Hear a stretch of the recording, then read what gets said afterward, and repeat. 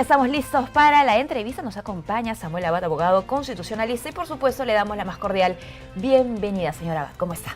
Muchas gracias por la invitación, encantado de estar aquí. A usted muchísimas gracias por acompañarnos. Por supuesto vamos a hablar de coyuntura, que se relaciona directamente siempre con lo electoral, más en estas fechas. ¿Qué le pareció en principio el día de ayer el discurso del Premier Villanueva? Bueno, es un discurso particular. Se lleva a cabo en un contexto en el cual se ha ido un presidente y ha ingresado otro, y en el cual es obvio que ya habían pactos iniciales. Con lo cual no se esperaba una confrontación tan intensa como probablemente se hubiera planteado si el anterior presidente hubiera presentado un nuevo gabinete. Claro. En consecuencia es un mensaje que ha sido tranquilo, es un mensaje que ha sido general y es un mensaje que se sabía contaba con el respaldo del Congreso. Ahora, en ese contexto es muy particular. En cuanto al fondo, yo creo que ha sido importante, pero ha tenido graves omisiones. Por ejemplo, el tema de la institucionalidad, el tema referido a lo que implica la justicia en el país es fundamental. Se habla de corrupción, se habla de reformas institucionales, pero de verdad el sistema, la lucha contra la corrupción, si no tenemos un Ministerio Público y un Poder Judicial fortalecidos, no va a funcionar. Por más normas o leyes que se puedan crear, que además no se refieren a lo pasado, porque no pueden haber leyes retroactivas, sino se refieren al futuro. En consecuencia, un tema clave, a mi juicio, es la reforma del sistema de justicia, el fortalecimiento y la necesidad que el Congreso se abstenga de estar hostilizando el sistema de justicia. Yo soy abogado y fiscal de la Nación y hemos visto cómo ese procedimiento sigue pendiente. Sigue pendiente en manos del Congreso. Lo mínimo que tendría que hacer el Congreso es archivarlo. En consecuencia, reitero, si el sistema de justicia no funciona adecuadamente, la lucha contra la corrupción no va a operar. Es más, el Congreso duplica el esfuerzo que hace el sistema de justicia. Y de otro lado, hay una gravísima omisión respecto a la necesidad de prevenir situaciones de violencia contra la mujer. Las estamos viviendo cotidianamente. No era un tema de un punto adicional junto con los niños y la necesidad de atenciones sociales. Es un tema fundamental.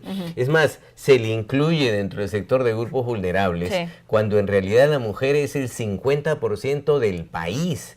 O más, en consecuencia, creo que ahí ha habido una grave omisión porque se requiere enfrentar situaciones de violencia para prevenirlas y además se requiere una educación inclusiva con perspectiva de género, que es un tema que ni siquiera se ha mencionado por razones que conocemos existen en el Congreso. En consecuencia, es un discurso general, se sabía que iba a contar con el respaldo, se espera que la situación mejore, pero ha habido graves omisiones. Bueno, además de estas graves omisiones, muchísimas gracias por mencionarlas, porque es importante hacer un análisis reflexivo, ¿no? Sobre lo que se ha escuchado, sobre lo que se ha dicho, más allá, por supuesto, de aquello que puede haber alegrado a muchos, ¿no? Además de este ánimo y esta respuesta amistosa por parte de nuestros legisladores, siempre se dice el qué, ¿no? Más no el cómo. Entendemos que es difícil, obviamente, en un discurso de un poco más de hora y media, nada más establecer pautas digamos, detalladas, ¿no? Sobre cada alineamiento. Sin embargo, ¿cómo va a transmitirse eso a través de las normas o las iniciativas legislativas? Sí, en primer lugar, yo soy abogado y reconozco que las leyes son importantes, pero de verdad no son suficientes. O sea, no siempre se requiere leyes. O sea, con las leyes se pueden cambiar situaciones. Pero hay patrones culturales que no requieren leyes, requieren otro tipo de situaciones. Por eso me refería a la educación inclusiva con perspectiva de género, donde no se requieren leyes. En realidad es necesario cambiar el chip mental que comienza desde la niñez. En consecuencia, las leyes son importantes, hay que verlas, porque ahí se han anunciado perspectivas, hay que verlas, generales. Hay que ajustarlas. Se ha hablado de la bicameralidad, es un tema bastante planteado hace mucho tiempo, no se ha dicho cuál va a ser el diseño del Senado, cuántos congresistas van a ser, cuál va a ser su sistema de elección, es decir, todavía son aspectos bastante generales. A veces es difícil pedir un poco más en un discurso de esta naturaleza, pero ya que están marcadas las pautas, hay que, creo yo, tratar de detectar las omisiones y tratar de lograr que estas omisiones sean enfrentadas y dos, dentro de lo que se ha planteado, tener claro cuál es el detalle, cuál es el tipo de modelo que se busca, porque con la bicameralidad, con la cual estoy de acuerdo, no se solucionan temas de fondo. En realidad es un ingrediente dentro de la reforma política y solamente se menciona el tema de la bicameralidad. Es decir, yo creo que es un discurso general, habrá que ver cómo se implementa, habrá que ver el detalle y esperemos pues que haya una mejor conducta de parte del Congreso de la República para que las situaciones que se han vivido de obstrucción no se vuelvan a presentar. Ahora, lo que usted menciona es muy cierto, no solo preocupa aquello que tiene que ver con lo sistemático, ¿no? Que puede estar por encima de la ley, incluso lo social, sino que incluso en lo legislativo o exclusivamente legislativo que se plantea, ha habido también previamente rechazo, ¿no? Como por ejemplo en materia electoral se planteó el retorno, como usted decía, a la bicameralidad, ¿no? Y que sea obligatorio que todos los partidos designen a sus candidatos en elecciones internas supervisadas por los órganos electorales. Esto es algo que se va a plantear. Sin embargo, decimos, hace algunos meses hubo la oportunidad y no se hizo, ¿no? ¿Cuáles serían las garantías o cuál sería el camino a seguir para que efectivamente a partir de hoy, ¿no? Esto pueda darse? Claro, es que depende de la voluntad política. El Ejecutivo lo está planteando y el propio Congreso, en el año 2016, nombró un grupo de trabajo. Claro. El grupo de la reforma. Exacto, donde se plantearon propuestas que al final no fueron aprobadas, se aprobaron algunos temas puntuales, es decir, todo depende de una clara voluntad política. Hoy día existen proyectos que más bien pretenden impedir que nuevos candidatos puedan postular a la presidencia de la República porque se les exige ciertos requisitos irrazonables. Años de militancia. En consecuencia, todo depende de voluntad política. Ayer se le ha dado la confianza, me parece positivo al nuevo gabinete, al nuevo gobierno, pero se requiere todavía marchar. Ayer ha sido un gesto importante, pero hay que ver las medidas concretas y cómo se aprueban, porque en el fondo todos queremos avanzar y lamentablemente lo que estamos notando es que no se avanzó en los últimos años. Esta voluntad política de la que se habla, ¿no? A través de consensos, por supuesto, y marcar una agenda de desarrollo nacional, ¿cómo puede promoverse de mejor manera, de manera más clara, ¿no? Porque siempre decimos, sí, hace falta, va a depender de la voluntad de nuestros políticos, pero ¿cómo los movemos, ¿no? De su asiento para que efectivamente sean agentes de cambio? Bueno, tener claro cuáles son los temas básicos. Ayer se han planteado algunos. Sí. Y sobre esa base, 2, 3, 4, 5, centrar claramente un acuerdo y un consenso y que se puedan implementar. De lo contrario, sencillamente no va a haber ningún cambio sustancial. Este nuevo gabinete, con el nuevo líder, presidente, tiene un periodo de 3 años. Y en 3 años hay algunas cosas que se pueden hacer, pero hay otras que no se van a poder hacer, porque requieren un cambio mucho más profundo. Pero por lo menos en los temas básicos se debería avanzar. He mencionado el tema de la justicia, que no se ha mencionado, y es algo que viene desde hace mucho tiempo. He mencionado la educación inclusiva con perspectiva de género, que ahora incluso se está discutiendo a nivel judicial y que podría paralizar algún avance que se está realizando. Se ha mencionado reformas institucionales severas, como la bicameralidad, que es un tema estructural, un tema de fondo, pero de verdad, si no se llega a un consenso básico, esto va a terminar sencillamente en algunas declaraciones, como ocurrió, y eso es un ejemplo, con el pasado intento de una reforma electoral, ¿no? ¿Este consenso podría ampararse en la presentación de estas 40 normas? ¿Le parece a usted un número propicio, excesivo?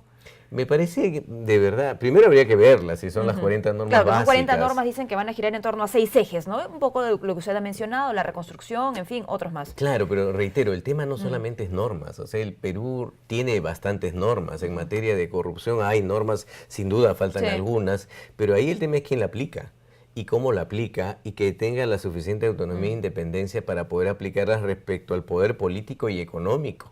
Porque en realidad que estamos hablando de lucha contra la corrupción y por más norma que se apruebe, quien va a definir cómo se aplica es el sistema de justicia.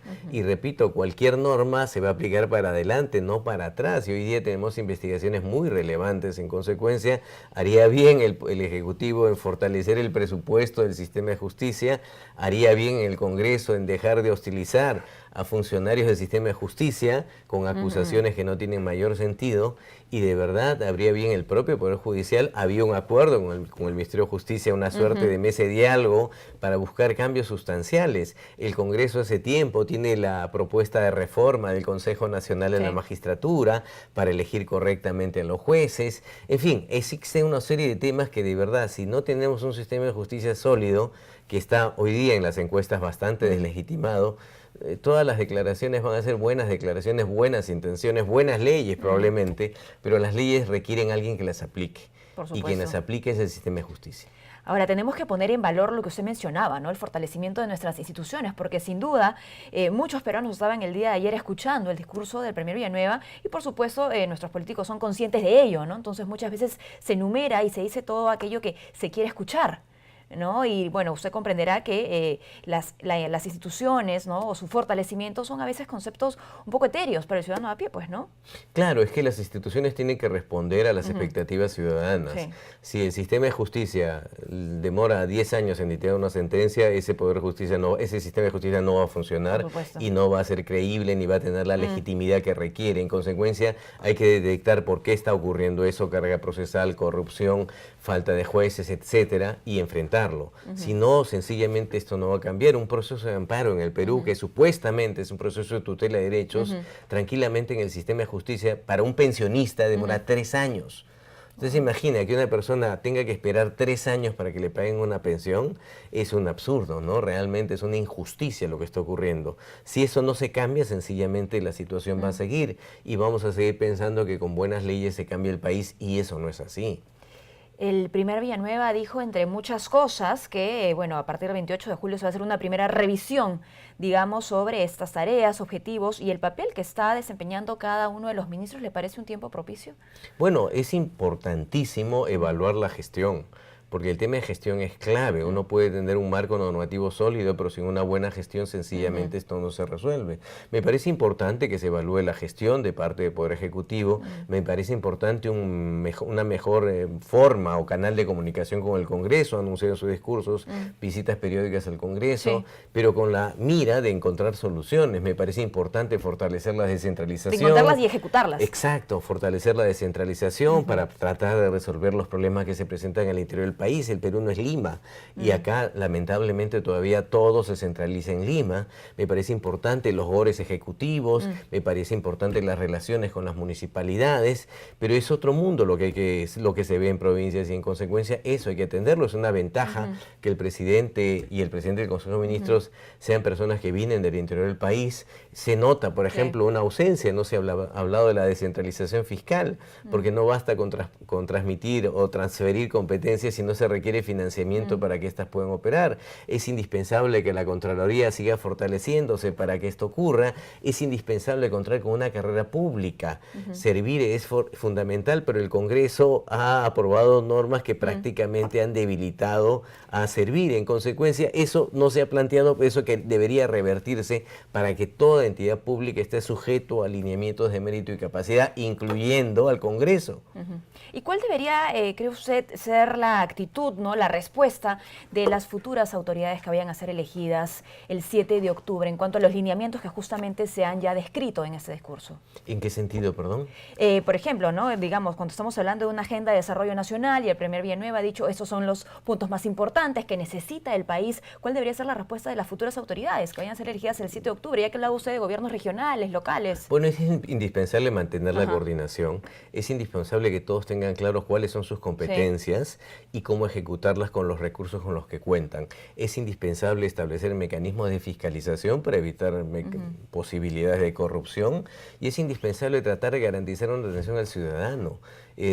Al final el Estado se legitima porque atiende correctamente al ciudadano de a pie y eso es lo que lamentablemente no ocurre. Lamentablemente se han hecho obras donde no se ha obtenido beneficio colectivo, sino más bien beneficio para las autoridades que las han hecho y eso ha generado pues que las expectativas ciudadanas también decaigan. Eso se ve claramente con las encuestas donde el Estado y las instituciones son los peor valorados por la ciudadanía. Yo creo que se requiere un cambio sustancial y se requiere el respaldo del Congreso, el respaldo del Ejecutivo, para tratar de lograr algunas cosas básicas. O sea, no podemos pensar que son 40, 50, 60 temas clave, porque de verdad para eso no dan 3 años. No, por supuesto, y podríamos seguir enumerando. Exacto, ¿no? El tema es conseguir y lograr cambios reales y efectivos. Equilibrio entre poderes para que puedan trabajar de la mano. Sin duda, ese tema, por ejemplo, no se ha mencionado. Hemos vivido meses con el debate sobre la vacancia, sobre la incapacidad moral. Bueno, sobre de los anti, ¿no? De la polarización, sobre pero las relaciones del Congreso con el Ejecutivo que están en la Constitución y que requieren una revisión para ver cuál es el modelo político que requiere el país país hoy Sí. día. Se ha hablado de limitaciones y problemas con la descentralización que también requieren una revisión, un diseño. Y sobre ese tema de fondo no se ha planteado nada, salvo la bicameralidad, que es un punto. Es decir, todavía nos queda mucho por avanzar. Yo básicamente me centraría en tratar de identificar 5, 6 o 7 temas clave que requiere el gobierno ejecutar de acá Claro. al culminar su periodo y Y a de esa partir de manera ello, seguir avanzando estrategias y acciones. y de cara a servir a la ciudadanía. El Estado está para servir a la ciudadanía, no para otra cosa. Esa es la principal función que tenemos todos los Exacto, servidores públicos. exacto. Muchísimas gracias, don Samuel, por habernos acompañado. Hemos conversado con Samuel Abad, abogado constitucionalista. Hacemos una pausa. No se muevan, regresamos con mucho más aquí en JN Noticias.